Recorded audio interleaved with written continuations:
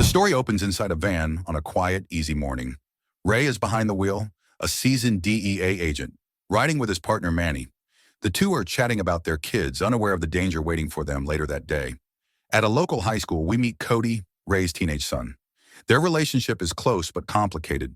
Ray is so protective that he even confiscates Cody's car keys for the day, although Cody secretly keeps a spare. Cody hangs out with his friends, who are all children of DEA agents as well. There is Denny, Kyle, Yvonne, and Jesse, who happens to be Manny's son. The group jokes around about their parents being out on duty, not knowing how serious things are about to get. What seems like a normal day turns intense very quickly. Ray and the DEA team, including Manny, are actually undercover and preparing for a major raid at the Mexican border. At a gas station, Ray takes down a cartel member who tries to act tough, then moves in with the team. El cabrón. They reach a hidden drug tunnel belonging to the cartel and begin their operation. At first, everything goes smoothly until a trap is triggered. An explosion rips through the tunnel, forcing Ray and the others to sprint for their lives.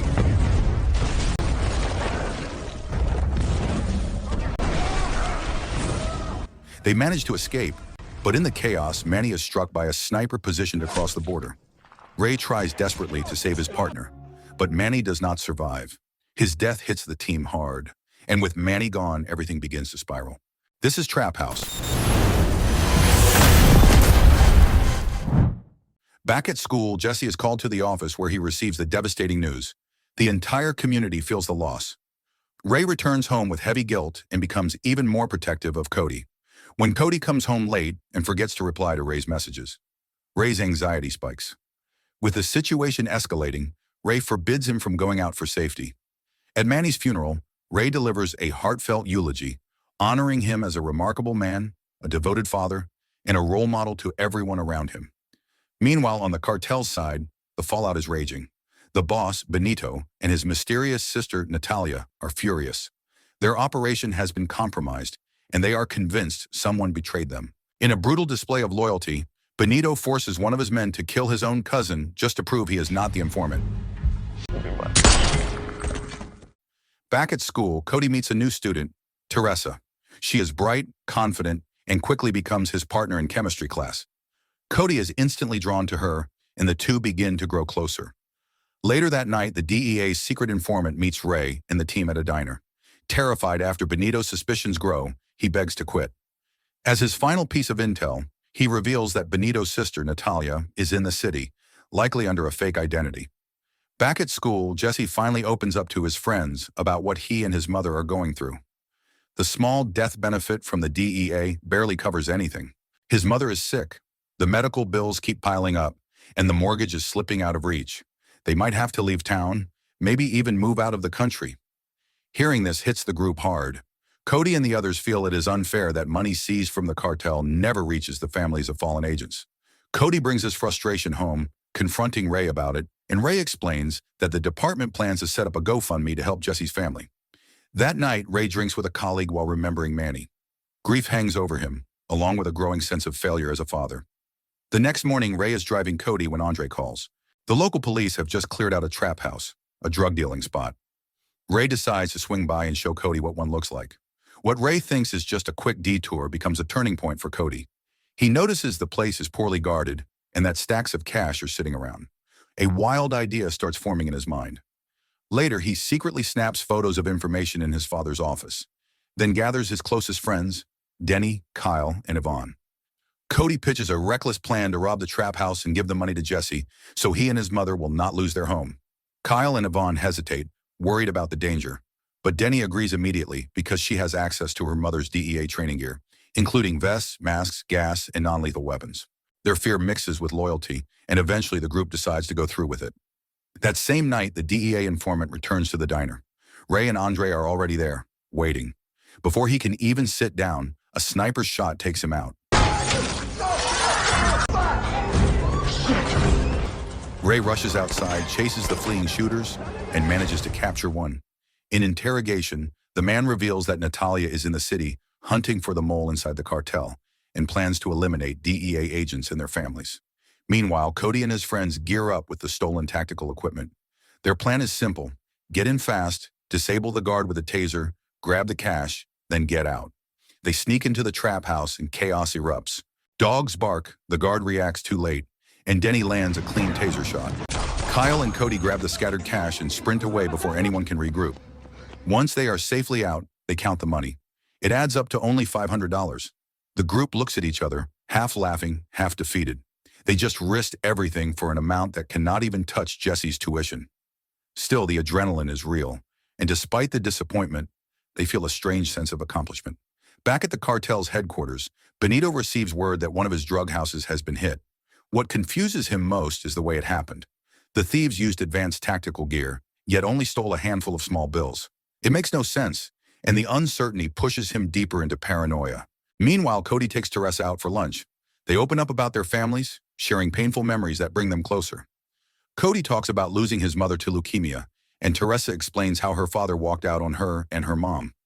Cody promises he will help her feel at home in El Paso, but he is still focused on helping Jesse as well. From the photos he secretly took in Ray's office, he discovers information about a much bigger opportunity. A cartel courier known as El Viejo, the grumpy old man, collects cash from multiple trap houses. His van usually carries hundreds of thousands of dollars.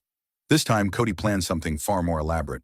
The group maps out a full ambush on a quiet road. Kyle will drive, while Cody and Denny will handle the takedown using beanbag shotguns borrowed from the DEA's training supplies. When the day comes, they wait for El Viejo's van to pass.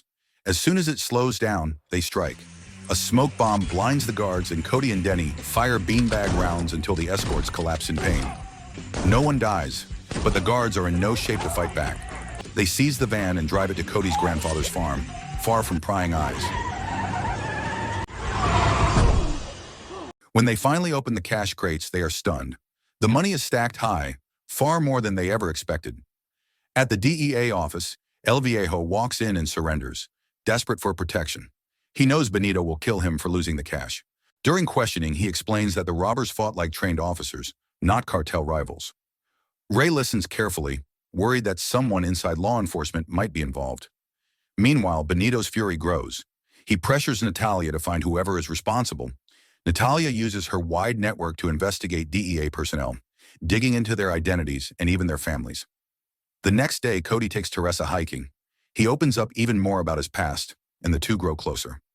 Their day ends at Cody's house, where the closeness between them turns into something more. But as Teresa wanders around the house, she stumbles upon something she should never have seen, something that instantly raises suspicion. At the DEA office, Ray and his team review CCTV footage from the robbery. The precision of the attack troubles him. He begins to suspect that someone on the inside or a rogue team might be carrying out these heists.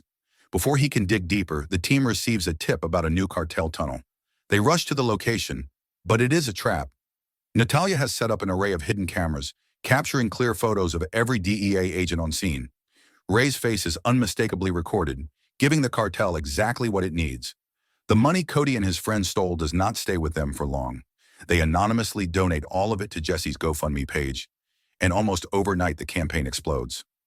Donations surge past $300,000, and the story goes viral. When Ray sees the sudden spike, he knows something is off.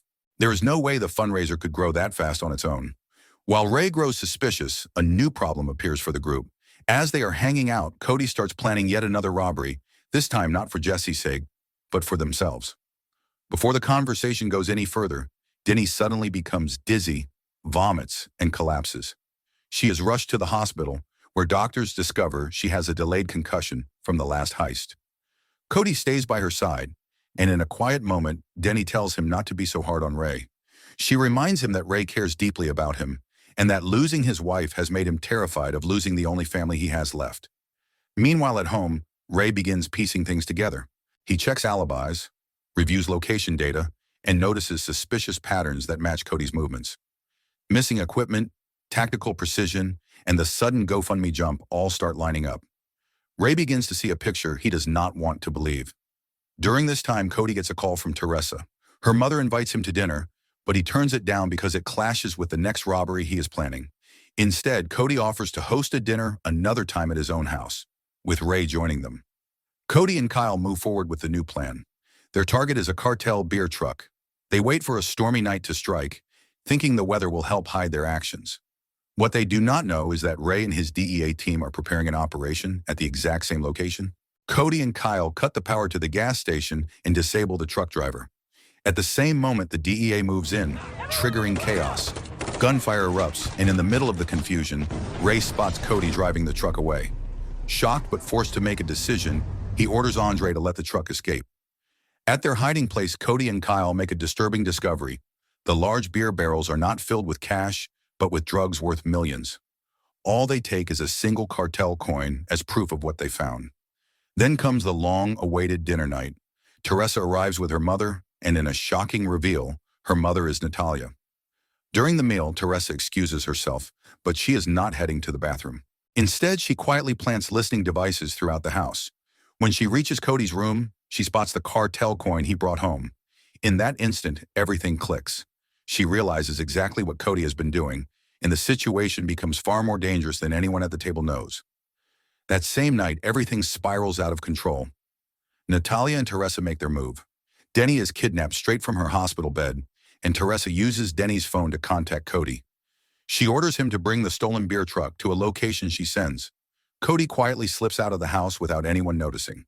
At the same time, a group of cartel hitmen storms Ray's home, ready to take him out.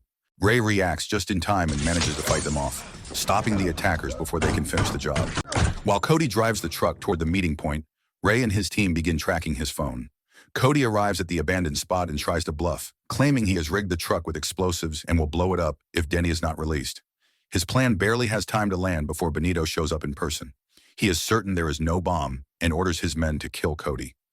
Right before the situation turns fatal, Ray's tactical team storms in. A violent firefight erupts between the DEA and the cartel. Benito is taken down in the chaos, but the danger is far from over. Cody sees Denny being dragged into a tunnel and charges after her without hesitation. Ray follows immediately, refusing to let his son face the danger alone. Inside the tunnel, things reach a breaking point. Natalia corners Cody and nearly kills him. Ray arrives in the final second and shoots her before she can finish her attack. Teresa witnesses everything and flees into the darkness. With the cartel leaders gone, Ray acts fast to protect Cody from the legal consequences of everything he has done. He slaps him, ties him up, and tells him exactly what he has to claim. Cody and Denny were beaten, kidnapped from the hospital, and taken to this location. They were victims, not criminals. Andre seems to understand the truth, but he chooses to stand with Ray anyway. The story closes on a calmer note.